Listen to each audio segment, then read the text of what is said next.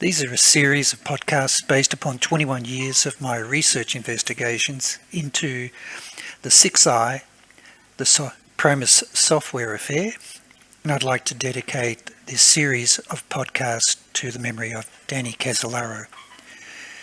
Danny Casolaro was found dead in a hotel with both wrists severely slashed on August the 10th, 1991.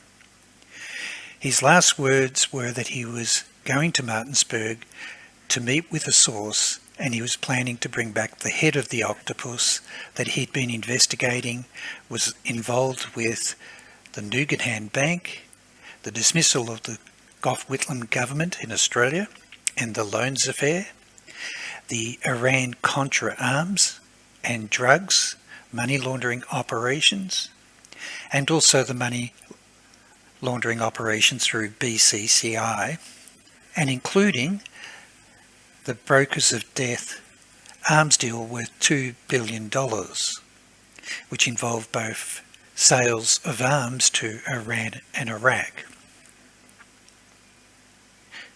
I've been communicating since January 2000 with William Hamilton, the president of Inslaw Inc., who was the owner of the original PROMIS software that was modified for CIA, for SWIFT banking, for the movement of black funds through international banks, for CIA, NSA, and other parties that are members of the octopus, or known as the secret team.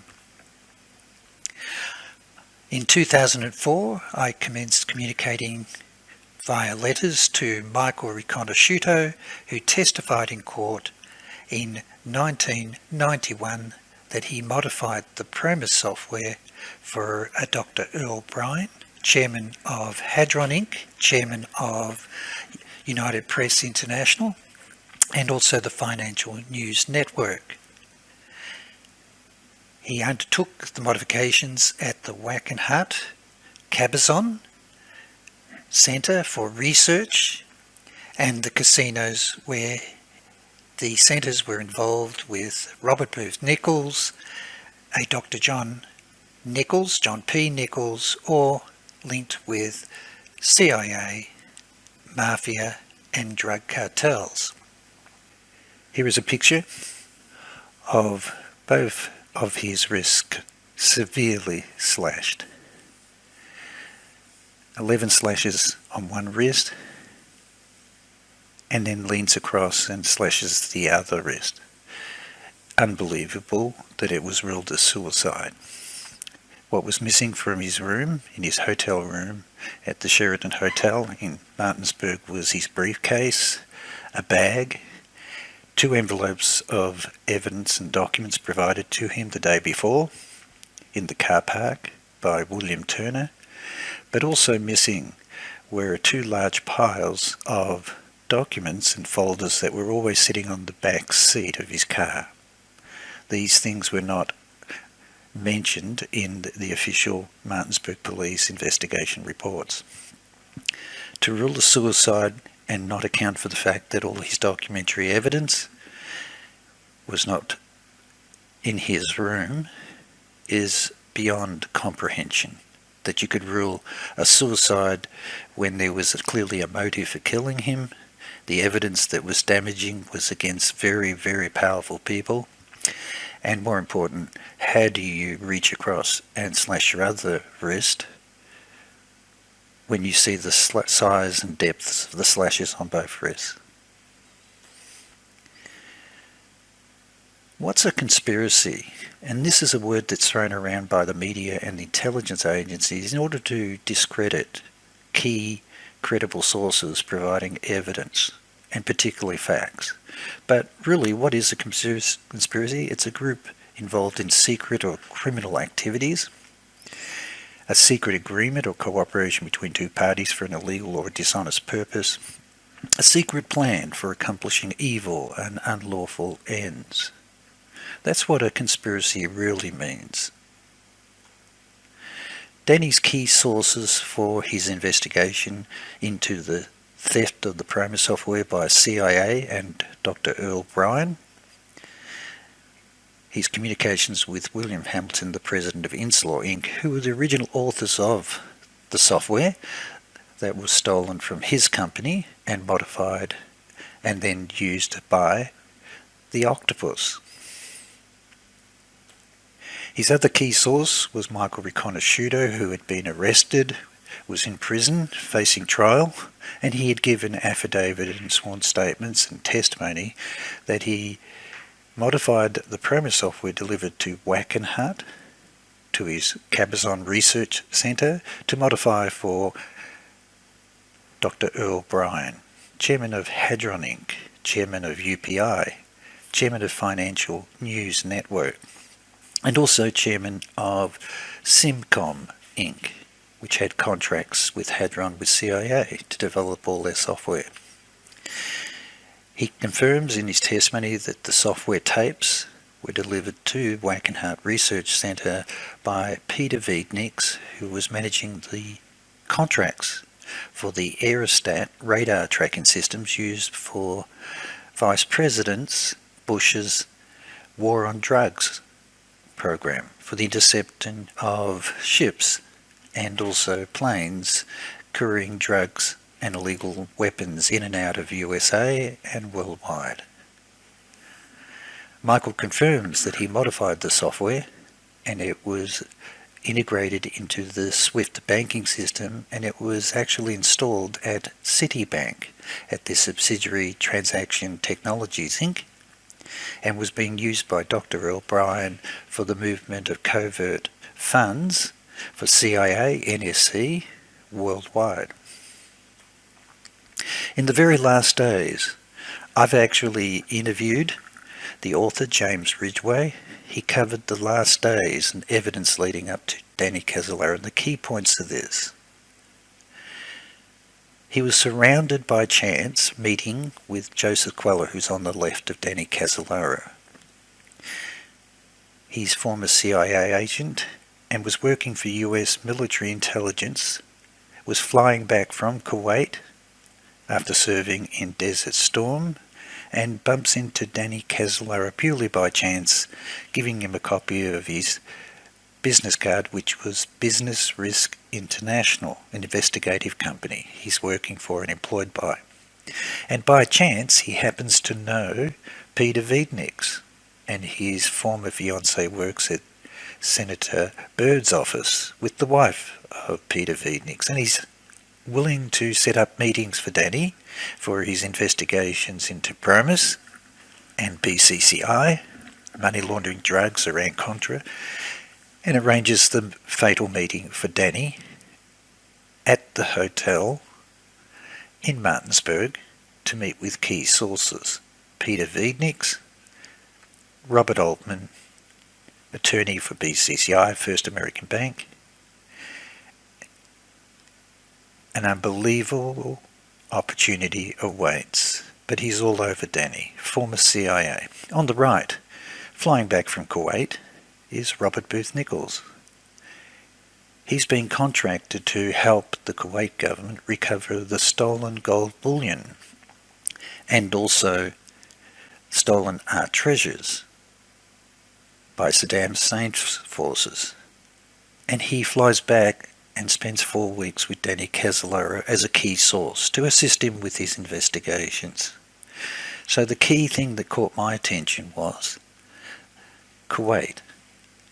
The two people all around him are flying back urgently from Kuwait and are all over Danny trying to help him with his investigations into PROMIS, BCCI, money laundering of drugs and arms, the Iran-Contra scandal, and many other aspects relating to events in Australia.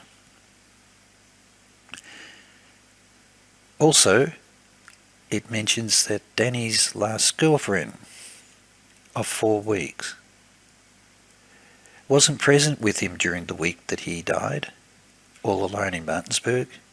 She'd been invited to spend 2 weeks with the Crown Prince of Kuwait. So that caught my attention.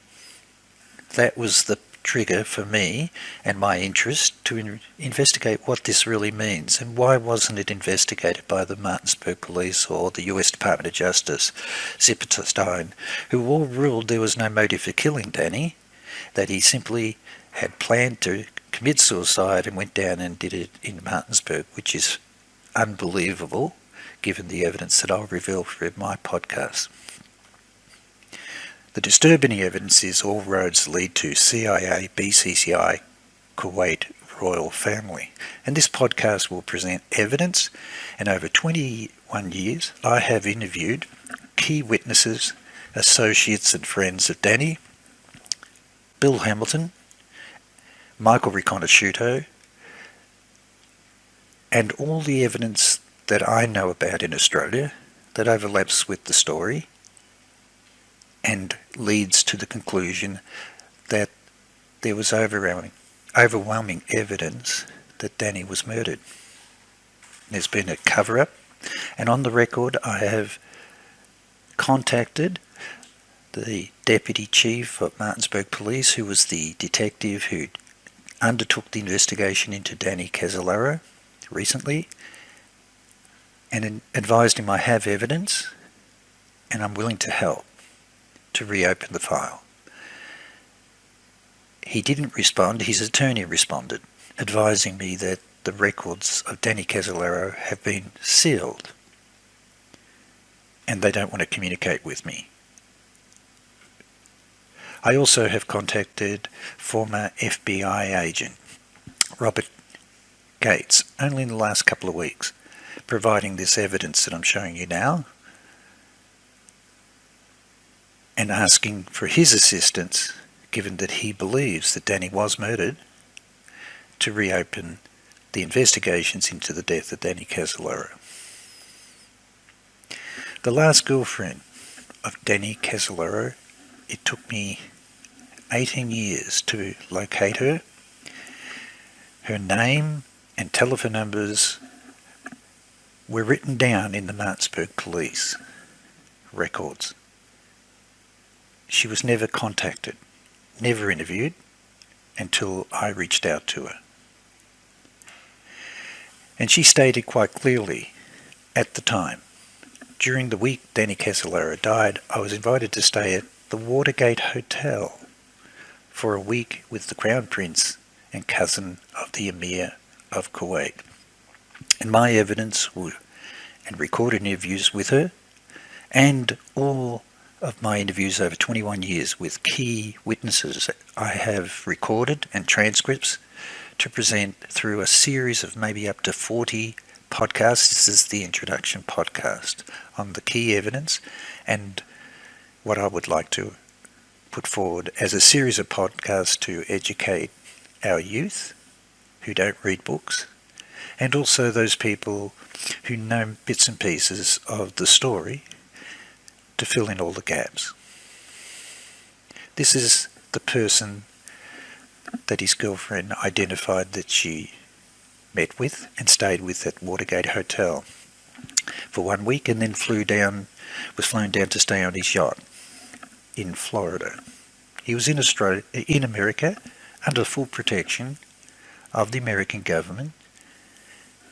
Crown Prince Saad Abdullah Al Sabah, Prime Minister of Kuwait. He was the cousin of the Emir of Kuwait in 1991. He was in America in July, before Danny's death, giving testimony at the United Nations National Security Council and answering questions about the human rights of citizens of Kuwait, and also responsible for the full reconstruction of Kuwait following Desert Storm, with billions of dollars of oil contracts, construction contracts, eagerly awaiting the octopus with their companies to win all those contracts. That's a picture of him with President Reagan, with President Bush Sr. being thanked after Desert Storm, and also down the bottom there is James Baker,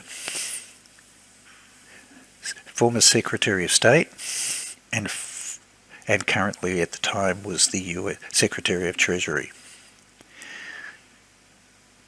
This is an amazing testimony that a girlfriend of 4 weeks is whisked away so that Danny's alone, down in Martinsburg all by himself, so that he can be murdered.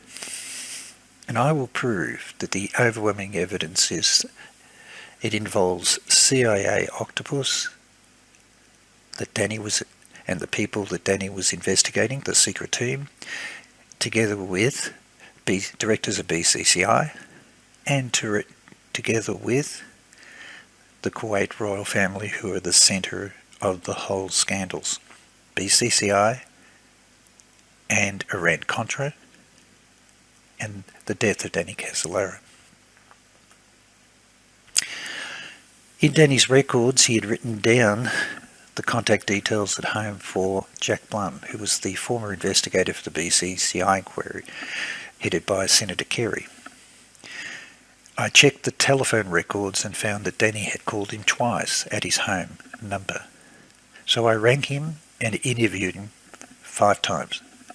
When I picked up the phone and introduced myself and told him that Danny Casolaro was going to Martinsburg to meet with Robert Altman, and he had copies of the BCCI check signed by Khashoggi and Gorbachev in his briefcase. And I asked him a simple question.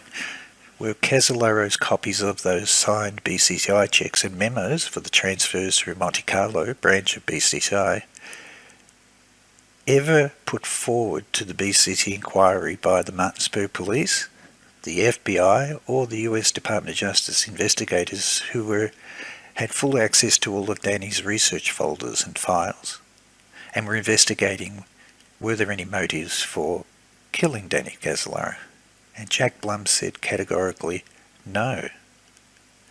I checked all the records of the investigation, the official reports, documents, and Senator Kerry's committee demanded that Robert Altman hands across all records of BCCI's transactions with Adnan Khashoggi and manager Gorbachev and states, and particularly all transactions relating to Monte Carlo branch.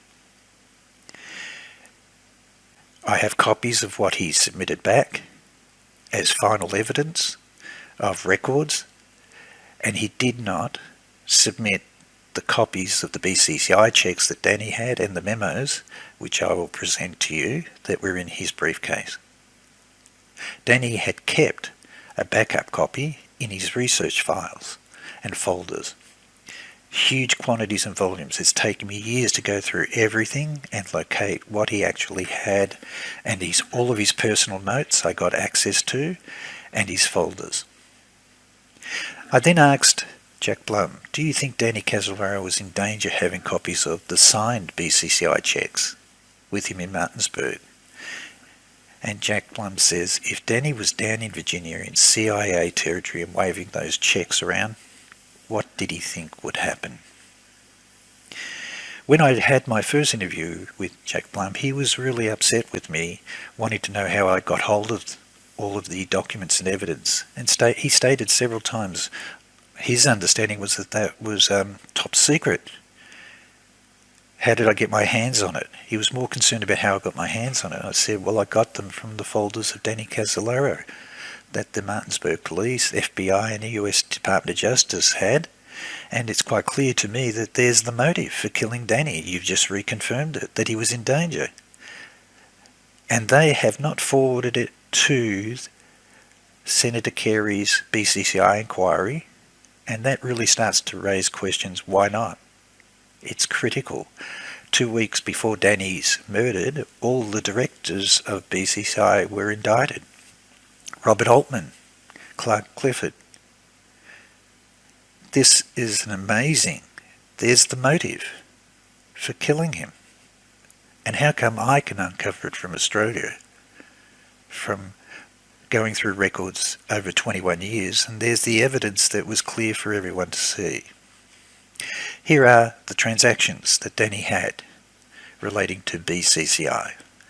It's transfers of 1.5 million, 1 million, 1 million, 12 million, 11.5 million, massive quantities, 17 million in total.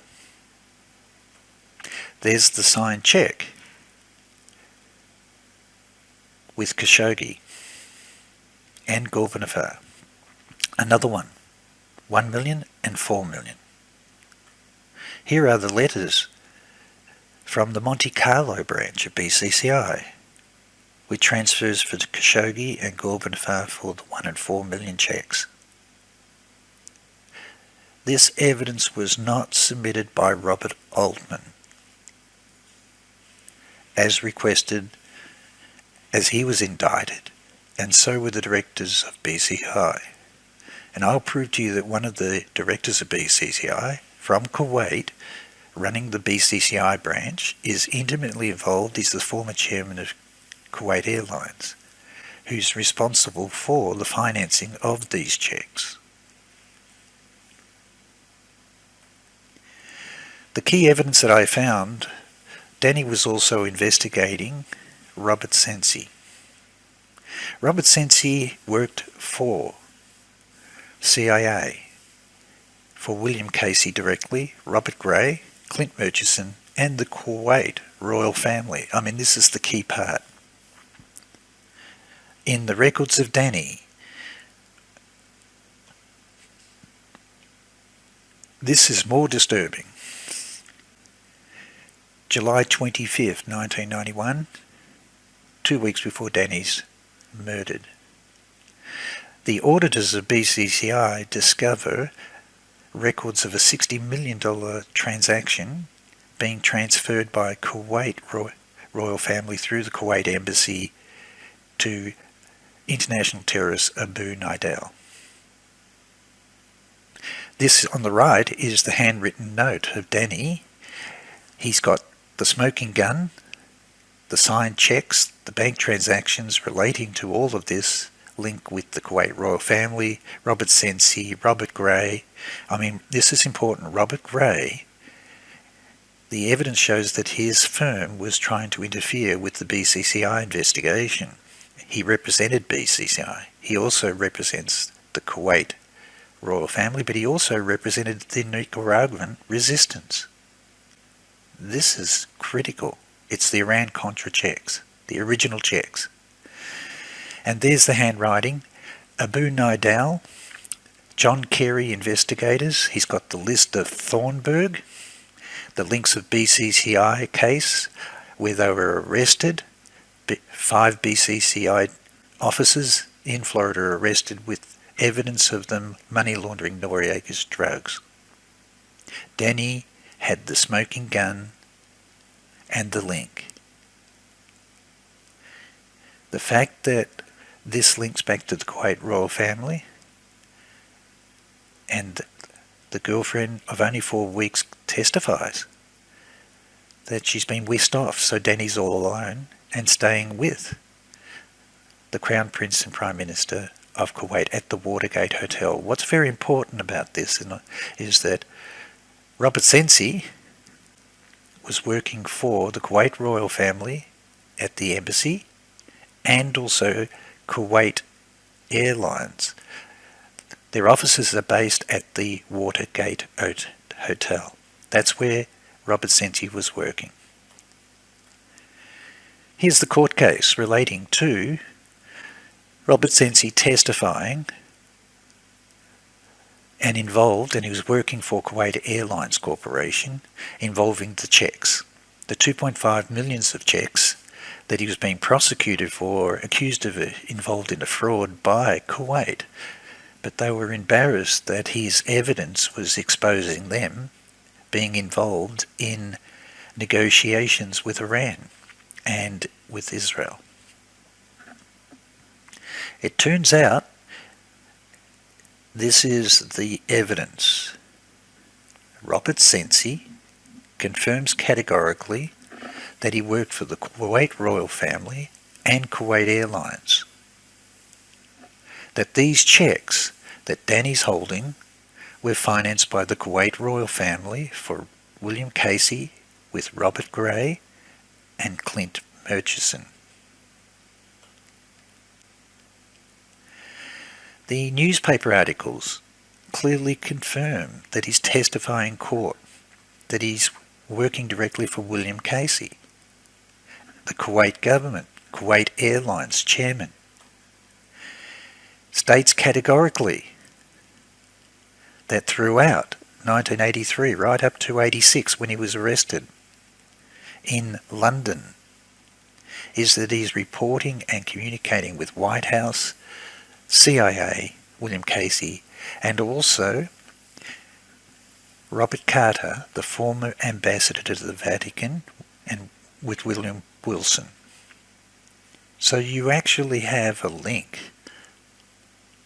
It involves Vatican banks, it involves BCCI, it involves CIA, and it goes all the way up to White House, but all financed by Kuwait royal family, and the chairman of Kuwait Airways was the director of BCCI, who was indicted only 2 weeks before Danny's death.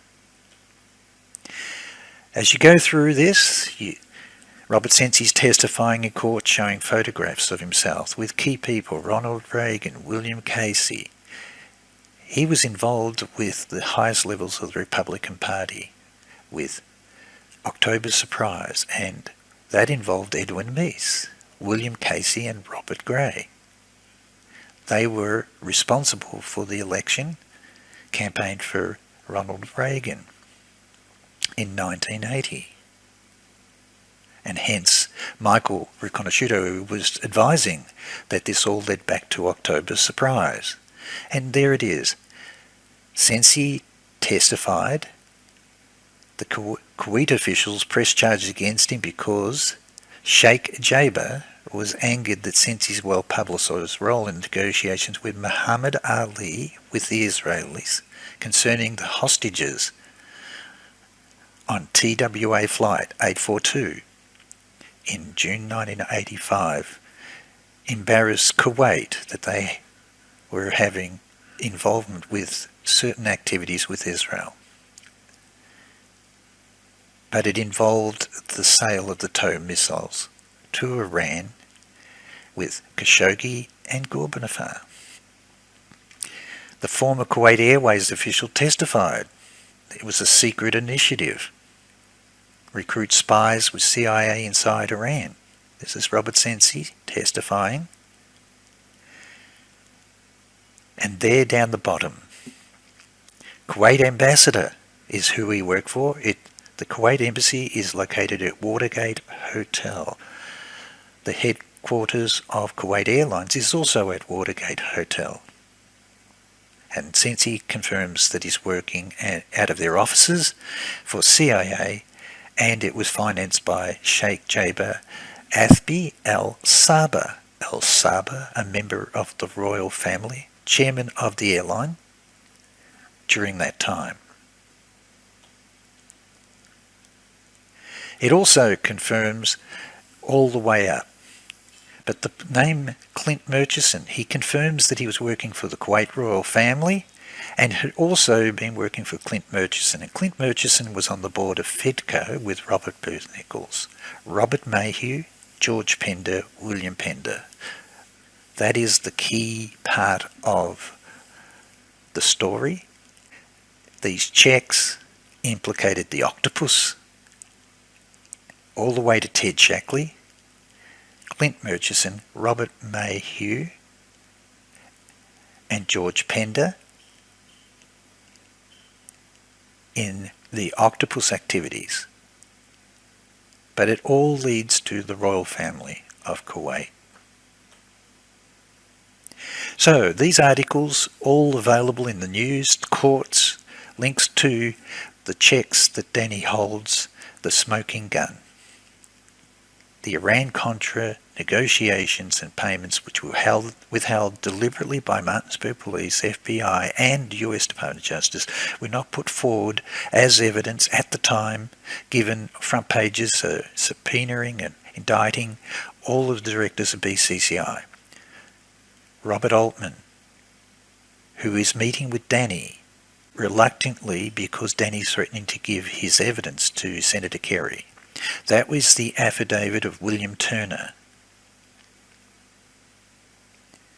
He confirmed that Danny was going down to Martinsburg and that Robert Altman only agreed to meet with him because Danny was threatening to give his evidence to the BCCI inquiry.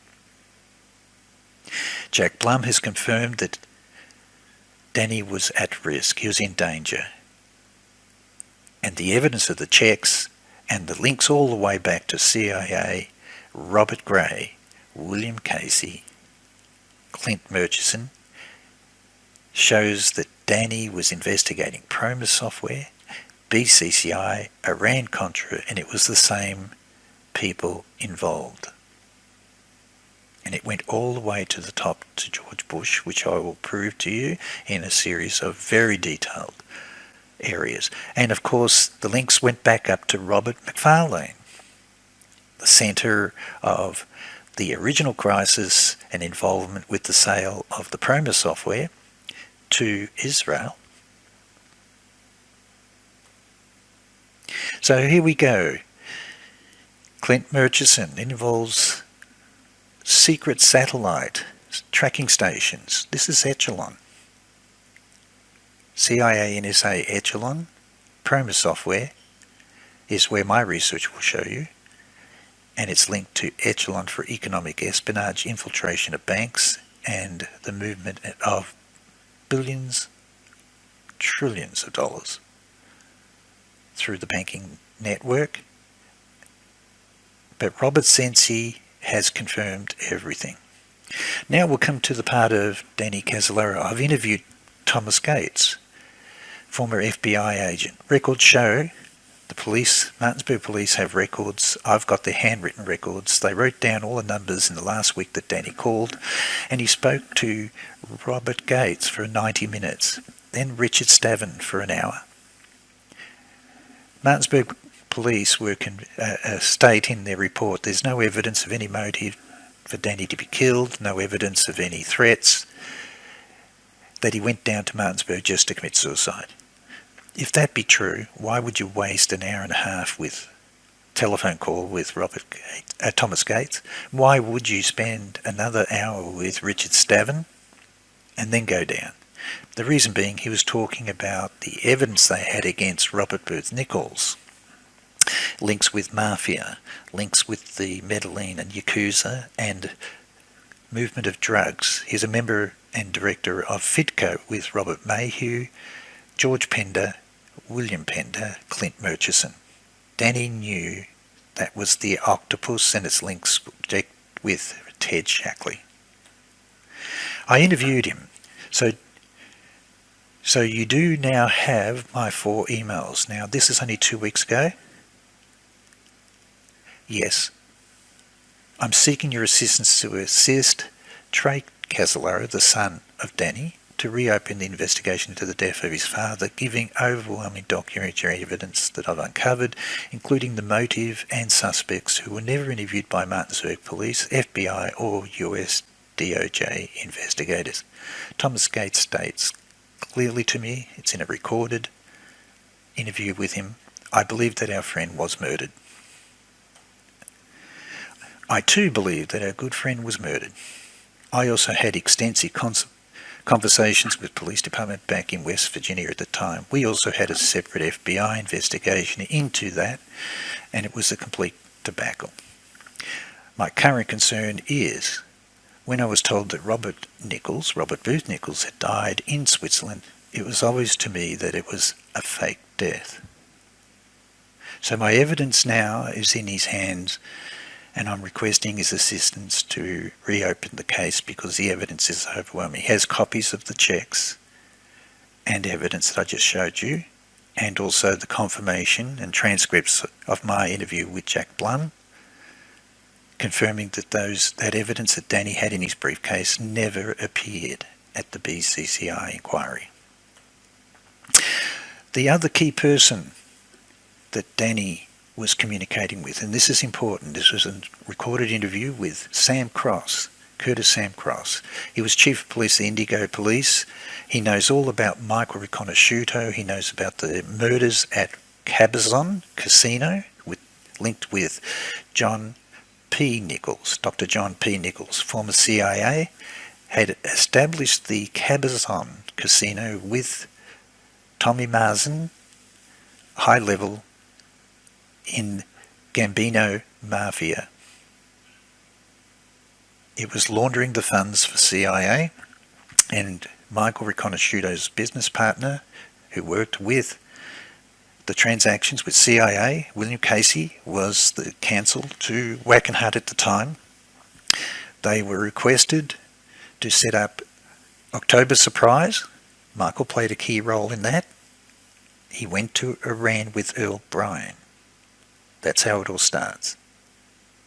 But more important, Paul Marascus, his business associate, partner, they had a company called Recovery Technologies for mining, was murdered, and he was responsible for moving the funds for Nukenham Bank out of Australia during the collapse for CIA. But he did write a letter of support for Michael Riconosciuto during his trial in 1991. And July 7th, 1992, he provided a letter of support and endorsement for Michael, confirming he's credible, whilst the US Department of Justice prosecutor is trying to say that he's just a drug dealer and has no credibility and lies. And this is the interview with Sam Cross. Just to let you know that in 1982 he is also running for Congress. Highly credible. And he was responsible for prosecuting Dr. John P. Nichols for attempted murder of certain people and involvement with activities with Cabazon Casino, which was linked to the mafia. So Sam Cross then states in his interview, because when I was back in Washington, Danny Casolaro made contact with me. This is August, the week of August 1991, when Danny is murdered. Danny called him. They made an appointment, going to catch up with his wife to have dinner on the border of Virginia and Washington, D.C. on the Saturday night. He turned up dead in a motel in Virginia. You know, the whole thing with his death didn't sit well with a lot of people, he says. There are still a lot of unanswered questions. I also believe that Danny Casolaro was murdered. Now, this is the chief of police for Indigo. He's assisting a FBI grand jury in Washington, D.C. There will be records of Danny calling him. Sam Cross was never interviewed by the Martinsburg Police, FBI, or US Department of Justice. I agree, anyone who knew Michael Riconosciuto ended up dead. The prosecuting attorney of Dr. John Nichols and myself were contacted by FBI, this is back in 1985, and told there was a contract out on us. This is the disturbing part. A friend of mine who is an FBI agent contacted me personally by phone in Boston, D.C. and told me about it. And I had known him for a long time, and he's sort of a jokester. And I said, come on, you're pulling my leg. And he said, no, I'm serious. Well, I still keep a good eye out, and that guy that had the contract on me is still in prison. The person that had the contract on me, his moniker was Jason. His AKA was Jason. This is Philip Arthur Thompson, that Michael Riconosciuto testified believed had murdered his business partner, Paul Marasca. This is Jason, a murderer, out of prison, free, on his way to assassinate Sam Cross and the District Attorney General. The law enforcement knew him. We don't know who he was working for, but it could have been Dr. Nichols. The prosecuting attorney of Dr. Nichols was Richard Irwood, Indigo Deputy Attorney General. He is a judge now, still working in Indigo. By chance, a young highway patrolman stopped him for a bad tail light and found a quantity of C4 explosives and some illegal weapons in his trunk, and they sent him to prison. It was just pure fluke. The highway patrolman was fresh out of academy and didn't know who he was stopping. So here is Sam Cross being tipped off by just a friend in the FBI, not in an official capacity, just a friend, advising that there was a contract hit on him involving Philip Arthur Thompson out of prison on his way to kill him. And this is what he finalised. I've never heard anyone else say anything about Danny Casolaro's briefcase. Now, he's a policeman with a policeman's investigative brain. The briefcase is missing. But the way I was supposed to recognise him was that we were going to meet at a restaurant in Northern Virginia, and he said, I will have a small brown briefcase sitting by my chair. This is for the Saturday night that he was planning to catch up with Sam Cross. So the briefcase, he had no intention of committing suicide. He was going to also bring his briefcase with him to meet with Sam Cross. Over the years, governments, and this is the disturbing part, Sam Cross, over the years, the governments, most of them are on a feeding frenzy where they get to the point where certain segments of the governments feel the means justifies the end and they can do whatever they want, and I'm sure that happens a lot. We are supposed to be law-abiding country, God-fearing, and founded on the principles of the Bible and so forth. But I learned a long time ago that governments, no matter where they are, all over the world, they are all the same.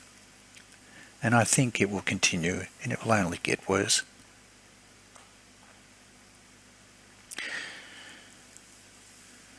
I was planning to write a book over 21 years, but it got so big and so complicated that I knew that I don't think anyone would read a book. So I've decided to do a series of podcasts, maybe up to 40, to reveal all the components of evidence that I have and the links and my investigations into PROMIS software, BCCI, Iran-Contra, and propaganda of the media, Project Democracy. A statement that I heard many years ago from the secret team: you can only control a country when you control justice and the media, and I think that sums it up. The corruption in the Justice Department protects these people because they control justice. They built the software that all investigators use, police, intelligence officers, law enforcement, the courts.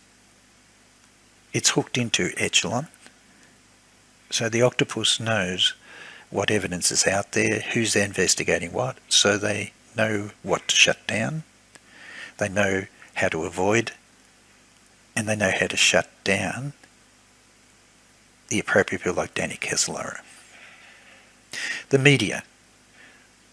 What fascinated me from all my research over many years was that why are barons, media barons, selling the PROMIS software? And it turns out they worked for intelligence. I will prove to you, Earl Bryan had all the contracts to develop all of the software for CIA. That is PROMIS, and went into the banking systems. Sold to banks worldwide, sold to government agencies in Australia, Austrac, Canada, USA, FinCEN, to follow the money. But it's the fox looking after the chicken coop. They know how to prevent the investigators from finding them. And they can move the money around without any government law enforcement interference through Echelon.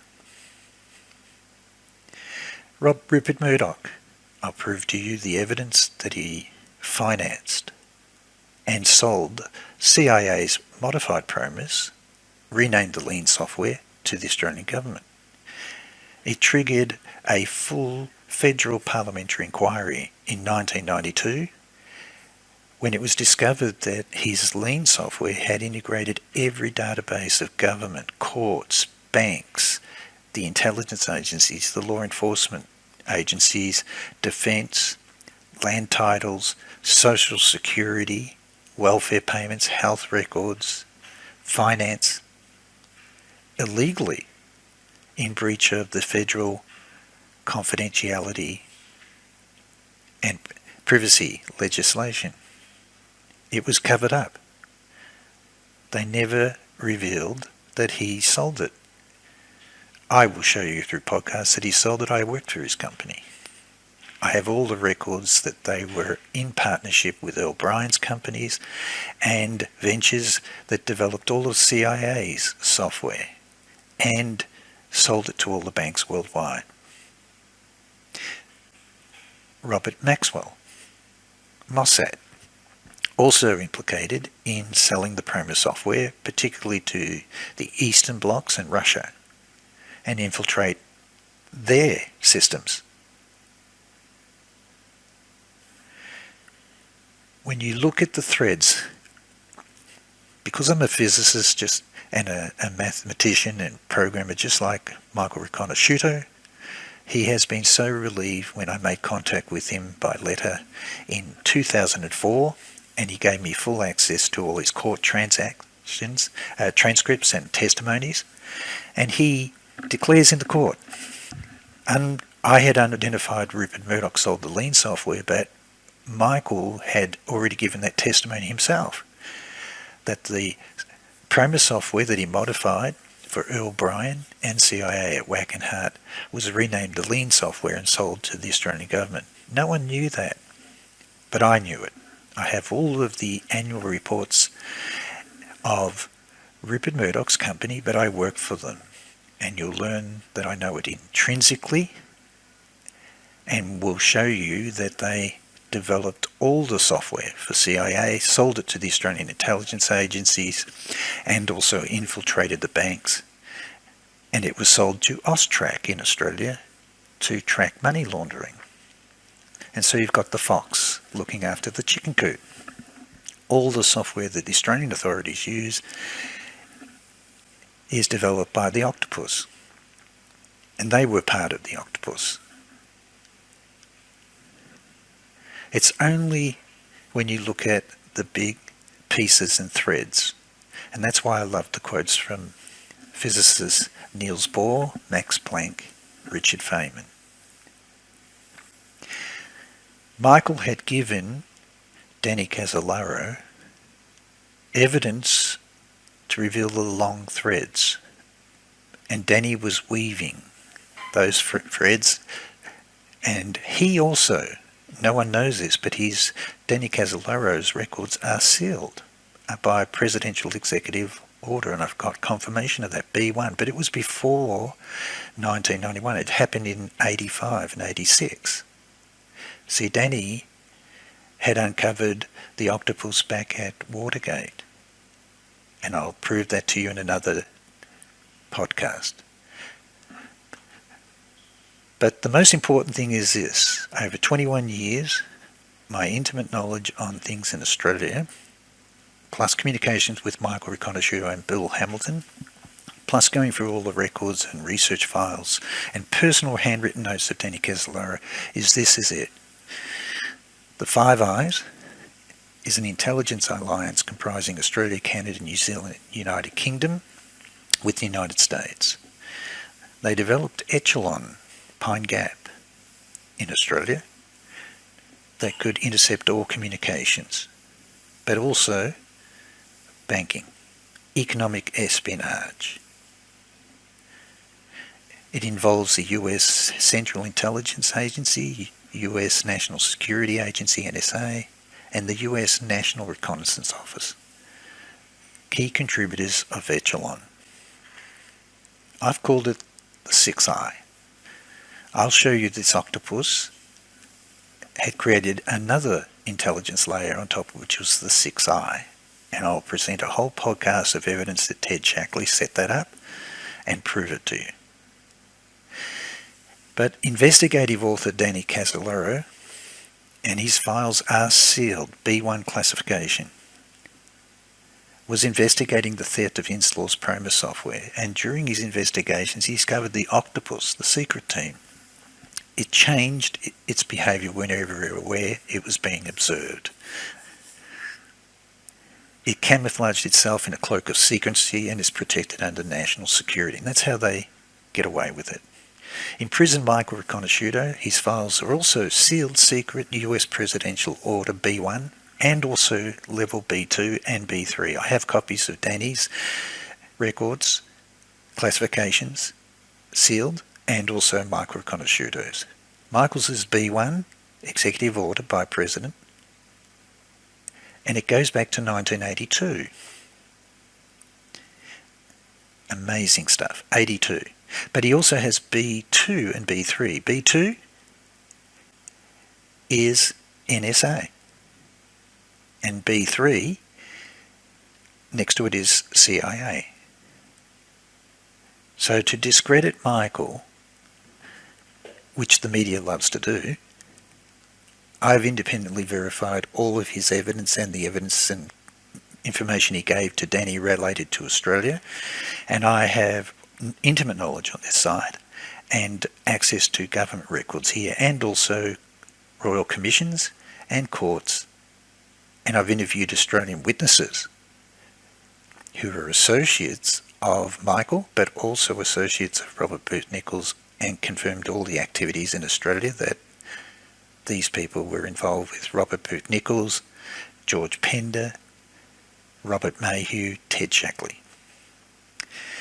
But the threads that he gave to Michael Riconosciuto gave to Danny Casolaro empowered him to weave the pattern of the fabric worn by the octopus. Danny Casolaro was a brilliant investigator, and I'll prove it to you. And it's only when you understand physics, when you look at a photon of light, sometimes it behaves like a wave, sometimes like a particle. It also knows that it's being observed. The same with an electron. Sometimes it behaves as a particle, and other times it can behave like a wave. And it also knows when it's being observed. It can change its behaviour. And that's what the octopus does. The octopus knows when it becomes aware that it's being observed, it changes the way that it looks. But it's not until you look at the history, the chronology of events over 21 years, and Danny had been able to put all the pieces back from 72 when he knew and exposed Watergate. His files became classified B1 because he identified that it was the octopus and the people in it that were responsible all the way back to the Watergate scandal, were the same people in the October surprise, and then BCCI, Iran-Contra and PROMIS software. It's one and the same beast, but he had the smoking gun off the checks. And so when you collapse down the probability of where something can be when you look at it, it's only then that I was able to reveal the sixth eye. I'll repeat: Danny Casolaro found dead, one wrist slashed 11 times, reaches across with a slashed arm to slash his other wrist. If you believe that, you believe in conspiracies. Danny was murdered. I've proven that the evidence he had was a smoking gun that would have indicted and prosecuted and imprisoned all the directors of BCCI and directors of CIA, right up to the President of the United States, George Bush Sr. So, in summary, who am I? I'm just a physicist, but I do have expertise in advanced physics, advanced maths, computer, technologies and particularly encryption technologies. I'm trusted. I served as the former Science Policy Advisor to the Australian Federal Liberal Party in 1995. I also was a key witness of an Australian Federal Committee of Privileges who were investigating threats made against me by the company owned by Rupert Murdoch that sold PROMIS software to the Australian government. It all started back in 1995, and the investigation started in 2000 through to 2001, and then my overlap begins. I had contacted Bill Hamilton with my own investigations into the technical likelihood of a company. When I asked him, did he know Rupert Murdoch's company, he was in shock. Yes, that was the company that approached him at a hotel in Boston in 1982, requesting to become the distributor of his PROMIS software to Australia and Asia, then dumped him in 1985, advising him they were unable to ever sell a copy of the software. And I told him, that's unbelievable. I told him about my privileges inquiry that was in progress. And I said, that's not true. They sold the lean software to the Australian government. And that's the journey when he introduced me to Michael Riconosciuto, and I started communicating with Michael Riconosciuto by prison, and Michael was so relieved that someone understood the physics, the maths, the technologies involved with the modifications he made to PROMIS software to infiltrate the banking database systems and computers worldwide using Echelon. But what's important here is I thought that was as far as it go, but it didn't. In 1998, my whole encryption business was destroyed through a scam. A bogus prince appears in Australia offering $1 billion, which becomes on TV as a huge scandal, discredits all of the project that I have. I have agreements with the United Nations SEAL program, secure electronic authentication link with encryption for trade worldwide that CIA and NSA cannot infiltrate. I had agreements with the Australian government who were endorsing and supporting it. It was destroyed by, and I'll show you in a podcast, CIA Operation Steel Point. And that is the genesis of PROMIS software, CIA, and the octopus. So my worlds collide with Bill Hamilton and with Michael Riconosciuto. Unbeknown to me, it started back then. And so over 21 years, I've been able to put together a series of podcasts to present my evidence for the PROMIS software affair.